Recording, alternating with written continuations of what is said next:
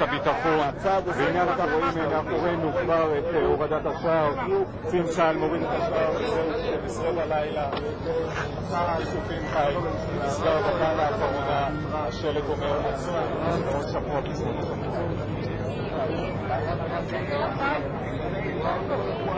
אומרים לי היום קצינים ששני המוקדים המועדים ביותר ליהודים על פי הערכות עדכניות מהערב הזה הם שירת הים ונווה דקלים. שם כבר היו לא מעט יהודים היום, כולל עם אנשי תקשורת צוות שלנו. אנחנו סגרנו את השער של רצועת עזה לפני מספר דקות. ברגע זה מתחיל מבצע יד לאחים. יד לאחים מבצע שנועד לתת סיוע לתושבים שהחליטו לצאת לפני ה-17 לשמיני, תאריך שאסור להיות ברצועה.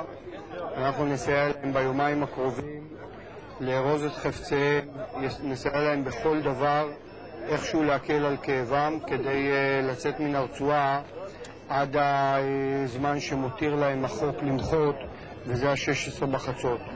אנחנו מקווים שביומיים הקרובים יצאו כמה שיותר אנשים מן הרצועה. אנחנו מקווים שהמהלך של מחר יהיה מהלך שבסך הכל התושבים מבינים אותו, מקבלים את הצווים, וכמה שיותר אנשים עוזבים את הרצועה בזמן. אנחנו מקווים מאוד שכל הצדדים באירוע הזה יגלו מספיק אחריות ולא תהיה אלימות. אנחנו מוכנים גם לאפשרות הזאת, אבל אנחנו מקווים ובדו שיח עם המתיישבים מבינים שגם הם מבינים את האחריות שמוטלת עליהם. אני מניח שזה יהיה בסדר בסך הכל. אנחנו מניחים שבתקופה כולה, מהיום שסגרנו את הרצועה ועד היום, נכנסו בין 3,000 ל-4,000 מתגברים, מתנגדים שאינם תושבי הגוש.